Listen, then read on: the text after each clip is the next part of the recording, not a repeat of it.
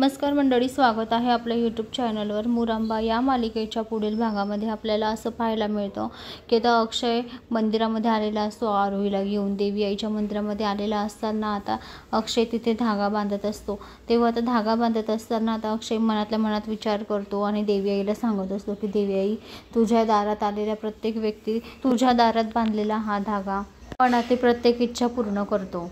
आज नवी सुरुवात करतो आहे देवी आई, प्लीज सगळं चांगलं होऊ दे, असं आता अक्षय देवी आईकडे प्रार्थना करत असतो। तर आता आरोही सुद्धा देवी आईकडे प्रार्थना करते हात जोडून आणि म्हणते, देवी आई प्लीज मला माझी आई भेटू दे, मला माझ्या आईला बघायचं आहे, असं म्हणून ती देवी आईकडे प्रार्थना करते।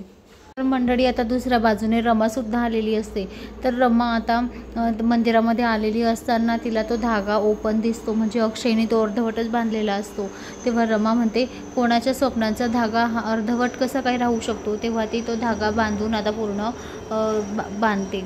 तो धागा असा अर्धवट कसा राहू शकतो, तर हा धागा ज्याने कोणी बांधला आहे देवी आई त्याच्या मनातल्या सगळ्या इच्छा पूर्ण होऊ दे, असं म्हणून ती आता त्या भिंतीला म्हणजे त्या ठिकाणी हात लावते। तर त्या ठिकाणी हात लावताना तिला आता समोरच आता अक्षय दिसतो आणि ती अक्षयकडे बघत असते आणि अक्षयला सुद्धा रमा दिसते। तर ते दोघंही आता एकमेकांकडे बघत असतात।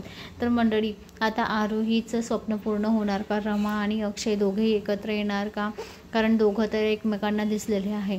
तर आरोही आता दोघांना एकत्र आणणार का, हे आपल्याला येणाऱ्या पुढील भागात पाहायला मिळेल। तर मंडळी अशाच मालिकेच्या नवनवीन अपडेटसाठी चॅनलला लाईक आणि सबस्क्राईब करा, शेअर करायला विसरू नका। धन्यवाद।